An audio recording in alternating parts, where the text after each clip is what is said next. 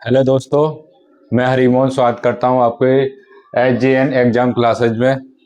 और राधे राधे सभी भाइयों को। और उम्मीद करता हूं आप ठीक होंगे, मैं भी ठीक हूं। तो शुरू करते हैं। आज की हमारी थर्ड क्लास है नंबर सिस्टम की, तो स्टार्ट करते हैं। उससे पहले मैं आपको क्वेश्चन बताना चाहूँगा। एक बच्चे ने हमसे क्वेश्चन पूछा था कि सर आपने जैसे कल हमने बताया था 5 की पावर 0 का मान 1 होता है। 5 की पावर जो भी संख्या थी, किसी की पावर 0 लगाते हैं, 5 की नहीं। आप किसी की पावर 0 कर लें, 6 की पावर 0 कर लें, तो उसका मान 1 कैसे होता है। तो मैं बताना चाहूँगा वो 1 मान कैसे होता है। तो सबसे पहले अगर किसी की पावर 0 करते हैं, जैसे 5 की पावर 0 का मान 1 है, वो बताता हूँ आपको कैसे होता है। जैसे 5 पे पावर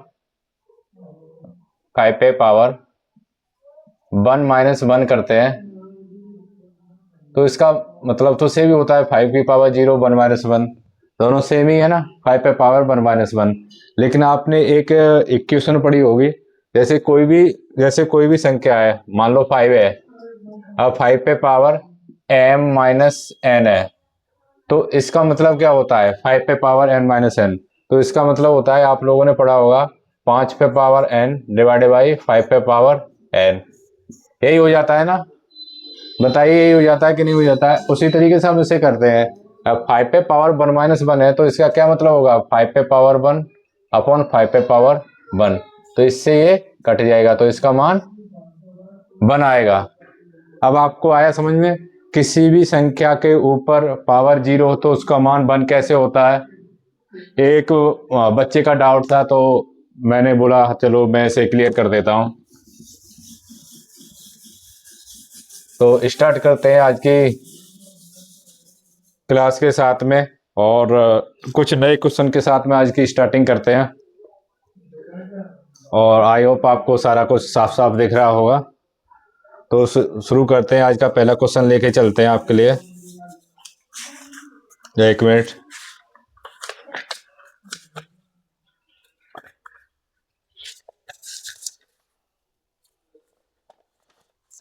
नंबर सिस्टम, जो हमारी क्लास चल रही थी वो थी नंबर सिस्टम।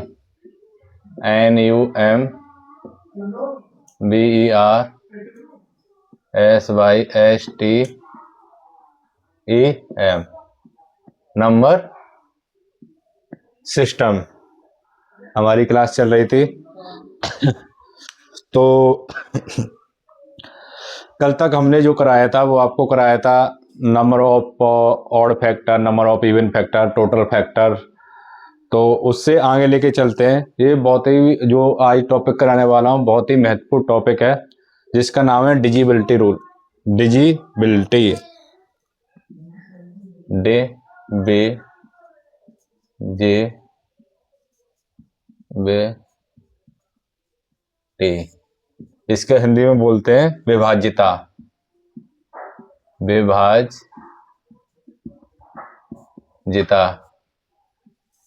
क्या बोलते हैं, विभाज्यता क्या बोलते हैं, अब विभाज्यता। तो हम आज आपको बताने वाले हैं विभाज्यता के बारे में। और मैं आपको बता दूं, आप गवर्नमेंट प्रिपरेशन की तैयारी कर रहे हैं तो आपको तैयारी में, अपनी तैयारी में कोई भी कसर नहीं छोड़नी है। अच्छे से मन लगा के पढ़ाई करनी है, ठीक है। तो सबसे पहले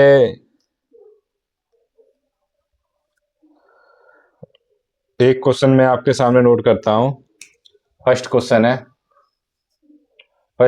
है, आपको दिखाई दे रहा होगा।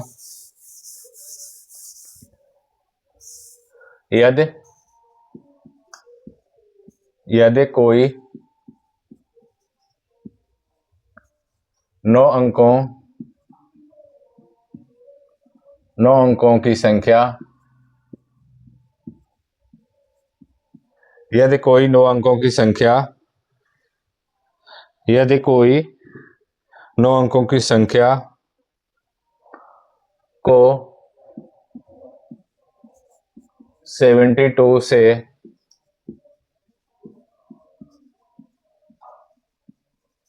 विभाज्य किया जाता है विभाजित किया जाता है तो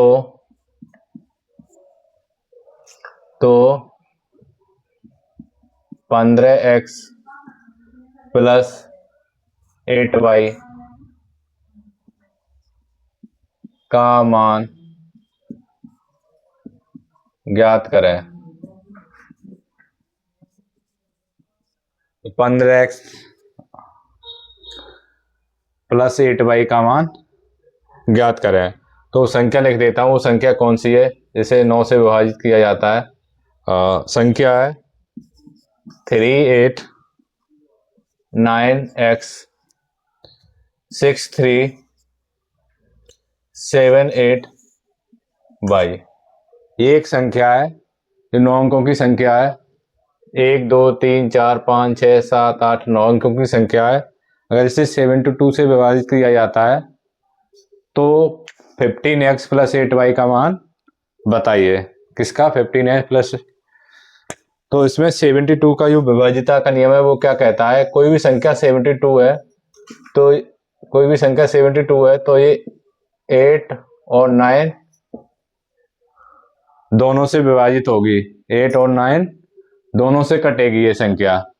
तो इसमें हम देख लेते हैं। सबसे पहले जो 8 का विभाजिता का नियम है उसमें क्या होता है, अगर हम लास्ट की 3 संख्या को 8 से डिवाइड करते हैं, लास्ट की 3 संख्या को 8 से डिवाइड करते हैं, विभाजिता का नियम कहता है लास्ट में इवन नंबर है तो 2 से डिवाइड हो जाएगी। अगर 4 से डिवाइड करते हैं तो लास्ट की 2 संख्या लेते हैं, और 8 से डिवाइड करते हैं तो लास्ट की 3 संख्या लेते हैं, लास्ट की 3 संख्या लेते हैं। तो 8 से डिवाइड करेंगे, 8 ने 72, तो कितने बचे? 6। अब 6, अब यहाँ 6 बचे। अब बाई की जगह ऐसा क्या रखें कि वो 8 से डिवाइड हो जाए, तो बाई की जगह हम 4 रखेंगे, 8 2 64। तो इसका मतलब है बाई का मान है वो हमारा कितना आ गया? 4 आ गया। बाई का मान कितना आ गया? 4।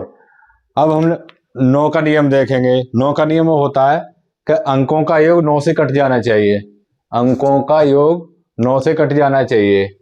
तो देखेंगे 9 से तो 9 कट गया, 6 और 3 9 कट गया, 9 से 9 कट गया, 6 और 3 9 कट गया, और ये कट गया, 7 और 3 10 और 8 18, ये कट गया, 18 कट गया। अब क्या था? 8 और 4 12, 12 8 और 4 12, 12 और 6 18। तो x का मान कितना आ गया? 6। 8 और 4 12 और 6 18। तो x का मान कितना आ गया? 6, और y का मान 4। x का मान कितना आ गया? 6, और y का मान 4। तो हमारा अब सवाल क्या था उसमें ही मान रख देते हैं। अब आपके पास x और y के मान आ गए हैं, तो आप दुनिया का कोई सा भी सवाल, इस टाइप का सवाल हल कर सकते हैं अगर आपने x और y का मान निकाल लिया। तो 15x प्लस 8y, तो 15x का मान 6 प्लस 8 इंटू 4, तो 15 का गुणा 6 में करेंगे, 15 छक्के 90 और 8 छक 32, तो कितने हो गए ये? 122। तो 122 आपका आंसर हो गया। 122 क्या हो गया? आपका आंसर हो गया। आई होप आपको ये समझ में आया होगा। और ऐसे में ना 2-3 क्वेश्चन कराऊंगा तो आपको सारी चीज़ें धीरे धीरे समझ में आ जाएगी। 2 से 3 क्वेश्चन कराऊंगा तो आपको प्रॉपर तरीके से ये समझ में आएगा। 1-2 क्वेश्चन और ले लेता हूँ मैं इसके साथ में, 1-2 क्वेश्चन और ले लेता हूँ मैं। तो इसे मैं अब रब कर दूं, इसे रब कर देता हूं। आपको समझ में आ गया होगा, आपने नोट भी कर लिया होगा सभी लोगों ने। अब इसे ना रब कर देता हूं।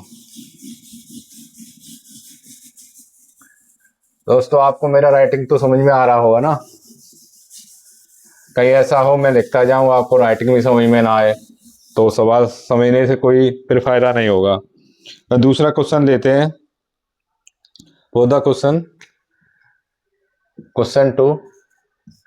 क्वेश्चन टू है 5 4 6 5 4 6 7 8 9 x 5 3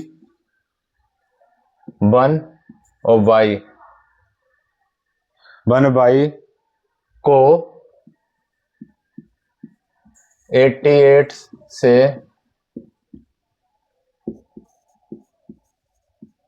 विभाजित किया जाता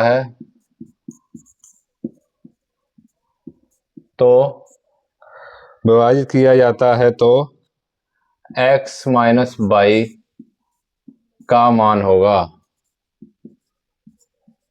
x माइनस y का मान होगा।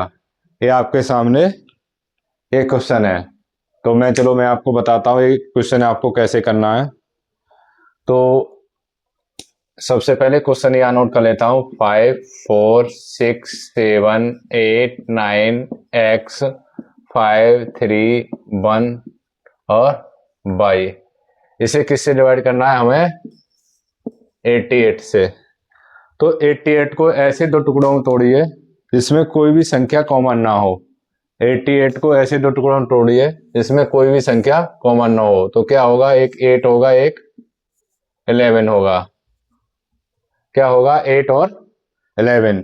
अब 8 और 11 के इसके भाज्यता के नियम से देखेंगे तो उसमें वही है, जैसे अगर आप आखिरी की तीन संख्याएं 8 से डिवाइड करते हैं तो क्या आएगा? y की जगह हमें क्या रखना होगा? तो कीजिए 8 गुना 16 8 24 8 चौक 32। तो एक ज्यादा हो गया, 8 3 24 24 और 6 1 7। तो यहाँ पे शेषफल कितना बचा? 7। अब y की जगह ऐसा क्या रखें कि 8 से पूरा पूरा कट जाए। तो y की जगह हम 2 रखेंगे तो ये पूरा पूरा कट जाएगा। 8 ने 72। तो y का मान कितना आ गया? 2। y का मान कितना आ गया? 2। अब हम देखेंगे 8 का हो गया। अब 11 का विभाज्यता का नियम है, वो क्या कहता है? अगर हम एक संख्या को छोड़कर एक, जैसे 5 और 6 11, 11 और 8 19, 19 x हो गया, 19 और 3 19 20 21 22 और 2 23 24। तो ये हो गया 24। कितना हो गया? 24। अब जो संख्या बची हुई है उन्हें देखेंगे। 4 और 3 7 और 4 11 और 9 20 और ये x भी हो गया, 19 प्लस x हो गया। 7 और 4 11, 11 और 9 20, 20 और 5 25 1 26, 25 1 26। तो 11 की विभाज्यता का नियम है, वो कहता है या तो 11 माइनस 11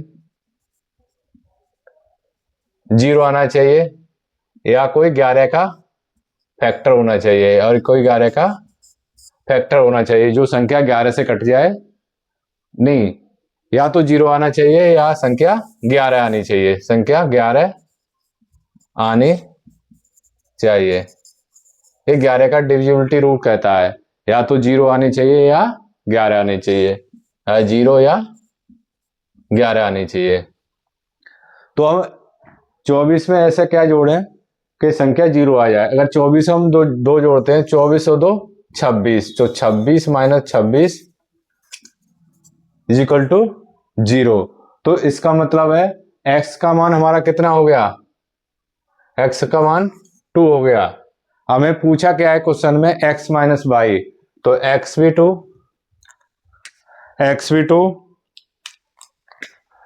2 माइनस y भी 2, तो बराबर 0। आंसर क्या आ गया? 0। आपको ये समझ में आ गया होगा। मैं एक बार और बता देता हूं आपको। ये क्वेश्चन है हमारा, ये एक हमारी संख्या दी हुई है को अगर हम 11 से विभाजित करते हैं तो x और y, x माइनस वाई का मान पूछा है। तो 88 को ऐसे दो भागों में तोड़ेंगे जिसमें कोई भी संख्या कॉमन ना हो। 8 और 11, 11 8 88। तो 8 का डिविजिबिलिटी रूल है वो रूल है, ये कहता है अगर हम लास्ट के 3 अंकों को अगर हम लास्ट के 3 अंकों को 8 से विभाजित करते हैं तो पूरा पूरा कट जाना चाहिए। तो 8 से किया तो अगर हम यहाँ 2 रखते हैं तो ये तीनों संख्या लास्ट की 3 संख्या 8 से कट जाएगी। 11 का डिविजिबिलिटी रूल ये कहता है या तो संख्या 0 आनी चाहिए, उसमें ये होता है एक अंक छोड़ के एक अंक को ऐड करते हैं, फिर उसके बाद दूसरे को ऐड करते हैं, या तो माइनस करके वो 0 आना चाहिए या 11 आना चाहिए। तो उसके बाद ये 11 का डिविजिबिलिटी रूल है। ठीक है, तो अब ये समझ में आ गया होगा। एक मैं आपको स्टार्टिंग में बताना भूल गया, आपको डिविजिबिलिटी रूल और बता देता हूँ, उसमें वो कैसे करना होता है, क्योंकि जब तक वो नहीं कर पाओगे तब तक आपको सारे क्वेश्चन प्रॉपर तरीके से समझ में नहीं आएंगे। तो 1-2 डिविजिबिलिटी रूल है, मैं आपको समझा देता हूँ, जिससे आपको प्रॉपर तरीके से समझ में आएगा कि क्वेश्चन कैसे करने हैं कैसे नहीं करने हैं। ठीक है, मैं आपको बता देता हूँ। तो डिविजिबिलिटी रूल है, पहले मैं 5 का बता देता हूँ। 5 का डिविजिबिलिटी रूल क्या कहता है, जैसे 5 की पावर 1 तो कितना आएगा 5, 5 की पावर 2 तो कितना आएगा 25, और 5 की पावर 3 तो कितना है 25 पंजे 125, और 5 की पावर 4 कितना आएगा 25 पंजे 125 पंजे 625। तो 5 के आपने देखा होगा जो 5 में है, अगर आप 5 की किसी से मल्टीप्लाई 5 से गुणा करते जाते हैं तो लास्ट में 5 ही आता है सब में, 5 5 5 एंड 5 सब में 5 आया। अब देखते हैं हम 6 का। अगर 6 की पावर 1 करते हैं, 6 की पावर 1 बराबर 6, 6 की पावर 2 बराबर 36, और 6 की पावर 3 बराबर 216, और 6 की पावर 4 बराबर 1296। 6 की पावर 4 बराबर क्या होता है 1296। 6 की पावर 4 बराबर क्या होता है 1296। अब देखते हैं, ये आपको लिखा देता हूं छोटे छोटे में। अब 4 का देखते हैं, 4 पे पावर 1 बराबर 4, 4 पे पावर 2 बराबर 4 चौके 16, 4 पावर 3 बराबर 4 चौक 16, 16 चौक 64, और 4 पे पावर 4 बराबर 4 पे पावर 4 256। इसमें एक चीज बताना चाहता हूं, जैसे 4 का रूल होता है, अगर 4 का जो रूल है, अगर 4 पे पावर सम है, 4 पे पावर आपने कहा 4 पे पावर सम, 4 पे पावर सम, तो पीछे हमेशा 6 आता है। क्या आता है पीछे हमेशा 6 आता है। अगर 4 की पावर सम है तो इकाई का अंक हमेशा 6 आएगा, और अगर 4 पे पावर विषम है, 4 पे पावर विषम है, देखो 4 पे पावर 1 4, 4 पे पावर विषम 3 4, तो हमेशा इकाई का अंक 4 आएगा। कितना आएगा, हमेशा इकाई का अंक 4 आएगा। तो ये सिंपल याद रखना है, आज 4 पे पावर सम है तो इकाई का अंक 6 आएगा, और 4 पे पावर विषम है तो इकाई का अंक 4 आएगा। वैसे ही बताते हैं, एक और है, इधर लिख देता हूं, ये आपने नोट कर लिया होगा, इधर लिख देता हूं। एक 9 का और है, इसमें 9 के में इकाई का अंक देखना होता है। 9 पे पावर 1 9, 9 पे पावर 2 9 में 81, 9 पे पावर 3, 9 पे पावर 3 कितना होता है 729, और 9 पे पावर 4 इज इक्वल टू 6561। आप मल्टीपल करके देख लेना, यही आएगा। क्या आएगा, यही। इसमें भी एक बताता हूं आपको, जैसे अगर 9 पे पावर सम है, 9 पे पावर अगर सम है, अगर 9 पे पावर सम है तो इकाई का अंक कितना आएगा 1, और 9 पे पावर विषम है, 9 पे पावर विषम है तो इकाई का अंक हमेशा कितना आएगा 9। क्या आएगा 9। अगर 9 पे पावर सम है तो इकाई का अंक 1 आएगा, और 9 पे पावर विषम है तो इकाई का अंक 9 आएगा। आपको ये सारी चीजें समझ में आ गई होंगी। ऐसे ही 4 पे पावर सम है तो इकाई का अंक 6 आएगा, 4 पे पावर विषम है तो इकाई का अंक कितना आएगा 4 आएगा। इकाई का अंक कितना आएगा 4 आएगा। ठीक है, ये छोटी सी जानकारी थी तो बीच में मिस रह गई थी, तो मैंने सोचा चलो आपको बताता ही चलता हूं, क्योंकि कुछ भी चीज आपसे छूटनी नहीं चाहिए, कुछ भी चीज आपसे छूटनी नहीं चाहिए। अब नेक्स्ट क्वेश्चन पे चलते हैं। मैं आपको छोटी छोटी दो तीन चीजें और बता देता हूं, जिससे आने वाले क्वेश्चन को करने में आपको काफी मदद मिलेगी। जैसे पहली ऐसे नोट करके लिख लीजिए, आप नोट करके लिख लीजिए। जैसे अगर कोई भी संख्या है जैसे 3 7 11, कोई भी संख्या है जैसे 3 7 11, 3 7 11 का एलसीएम 3 7 11 का एलसीएम 3 2 1 आता है। ये मैंने आपको इसलिए लिखा नोट कराया है क्योंकि इससे बहुत सारे क्वेश्चन आपको देखने को मिलेंगे आगे। 3 7 11 का एलसीएम कितना आता है 231। 3 7 11 का एलसीएम कितना आता है 231, और ये पहला था। अब दूसरा है जैसे कोई भी संख्या है 7 11 और 13, 7 11 और 13, 7 और 11 13 का एलसीएम 7 11 और 13 का एलसीएम कितना आएगा, तो एबीसी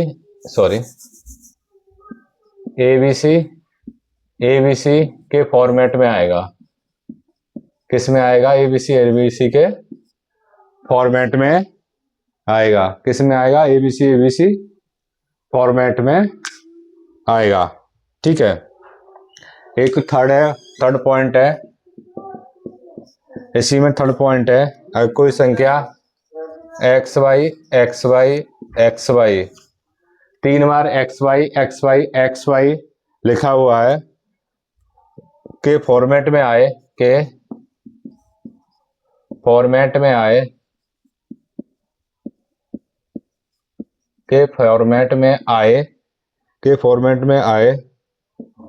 तो हमेशा 3 7 13 और 37 3 7 और 13 37 से डिवाइड होगा।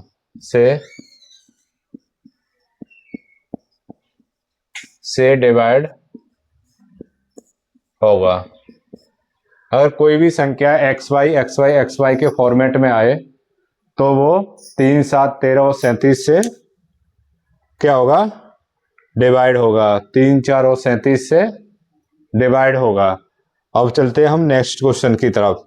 किसकी तरफ चलते हैं, नेक्स्ट क्वेश्चन की तरफ। एक छोटी सी जानकारी थी तो आने वाले क्वेश्चन में आपको काफी मदद करेगी ये छोटी सी जानकारी। ऐसे रब कर देता हूं तो आपको नेक्स्ट क्वेश्चन कराता हूं।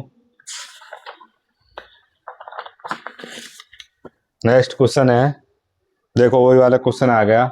यदि 5 अंक वाली कोई संख्या, क्वेश्चन यदि 5 अंकों वाली कोई संख्या 5 अंकों वाली कोई संख्या, जैसे संख्या है 676xy है, तो 3 7 11 से विभाज्य 3, 7, 11 से विभाज्य है, से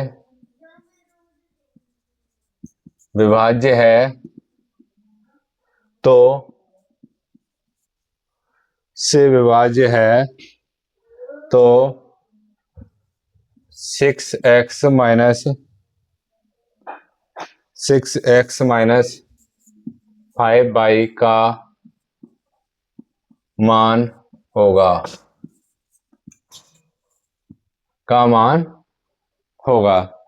तो इस क्वेश्चन को देखिए और सोचिए क्वेश्चन कैसे होगा, और मैं इसको बहुत ही इजी तरीके से बताता हूँ। इस क्वेश्चन को करने के 3 स्टेप है। पहला तो स्टेप है जो अभी हमने बताया था, देखिए 3, 7, 11, 3, 7, 11 अभी बताया था मैंने, नोट में लिखाया था का एलसीएम कितना होता है 3 to 1। 3, 7, 11 का एलसीएम कितना है 3 to 1। 3, 7, 11 का एलसीएम कितना है 3 to 1। अब किसी भी को सवाल को करने का सिंपल तरीका क्या होता है, 3 to 1 से 3 to 1 को हम 6, 7, 6 एक्स वाई की जगह ना हम बड़ी से बड़ी संख्या मान लेते हैं। अभी 99, ठीक है, 99 मान लेते हैं। मानना एक्स और वाई का मान 9 और 9 है, एक्स का भी 9 है, वाई का मान है।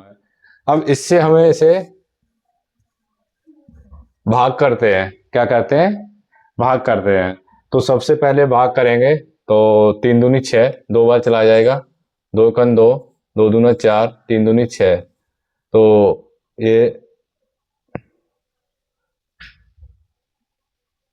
3 दूनी, मैंने गलत तो नहीं लिख दिया, 3 to 1, 3 2 1 3, सॉरी ये गलत लिख दिया, 2 1 2 3 1 2 3 1, क्या है 2 3 1, यह 2 3 1, ठीक है, सॉरी वो जल्दी में गलत लिख गया, पता नहीं चला।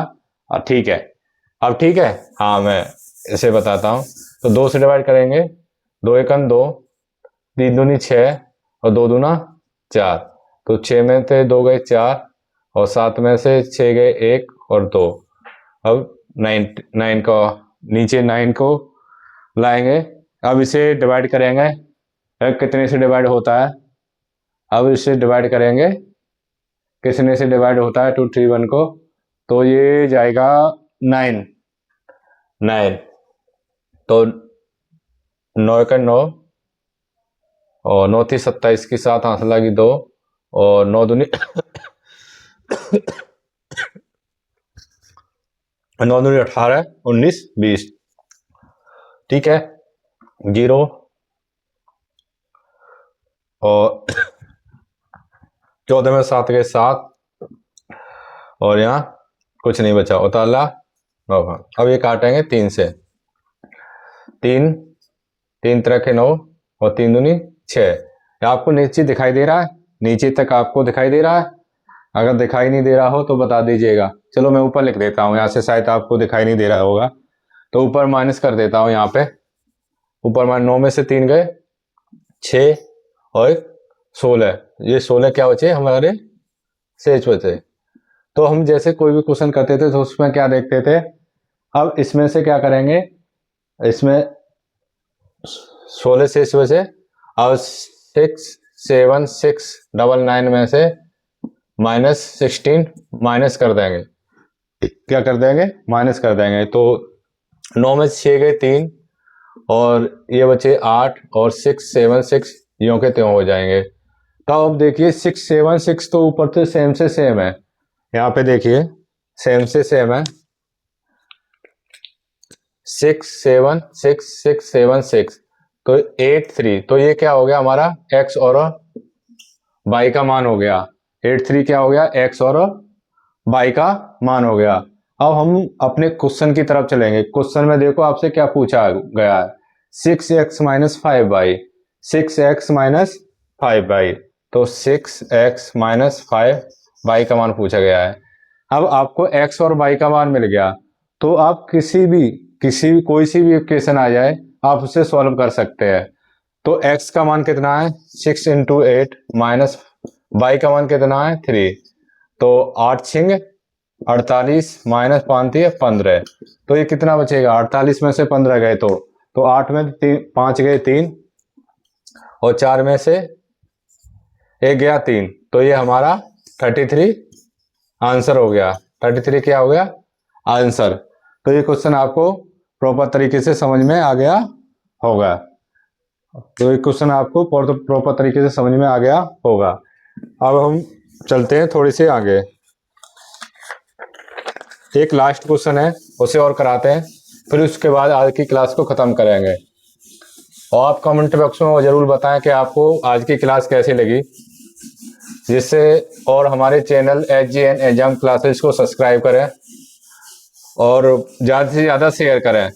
आप लोग शेयर नहीं करते हो क्लास को बिल्कुल भी, तो आपसे रिक्वेस्ट है आप क्लास को ज़्यादा से ज़्यादा शेयर करें, जिससे और भी बच्चों को बेनिफिट मिल सके, जिससे और भी बच्चों को क्या मिल सके बेनिफिट मिल सके।